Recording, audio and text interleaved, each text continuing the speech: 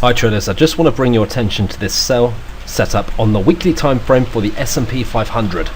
As you can see before your eyes, this indice has been range bound for the best part of 2 years, and it's a simple case of simply selling the top of this well-established range. As logic would dictate, we've got the ceiling here at the penultimate all-time high, just at this level here. We've got the bearish pin bar reversal close as of last week on Friday, and this is a key sign to us that the sellers are coming back into the market. This is further supported by the fact that we've got bearish reversal divergence. Look at the RSI setting 6, there we go, where the highs are getting lower on the RSI, yet the highs on the S&P are getting higher. That's a sign to us that the strength of the bulls is getting less and less. So how are we going to trade this one? Well, it's very simple, but before I tell you how we're going to trade it, I just want to talk to you about another clue which we have in favor of this trade, which is more to do with the fundamental side of things, and that's seasonality. As you can see here, mid-June onwards is slightly bearish seasonality wise for the S&P 500. This is according to equityclock.com, who have released an aggregated average of the past 20 years and the performance of various indexes, commodities and currency pairs around the world.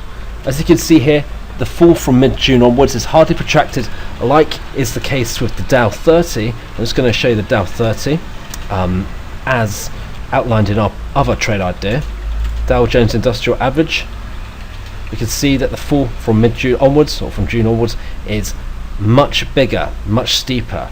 So that's something to bear in mind if you're torn between selling the sell setup with the S&P 500 versus the Dow. We've got a sell setup with the Dow as well, with essentially the same number of clues as the S&P 500, except the Dow's a little bit safer because we've got that lower high here at this penultimate all-time high. We've still got bearish reversal divergence, and we've got seasonality at a much more accelerated extent. Whereas the S&P 500, we do have that higher high still. We've still got bearish reversal divergence, and we do have seasonality in our favour. If we go back to the S&P, I'll show you.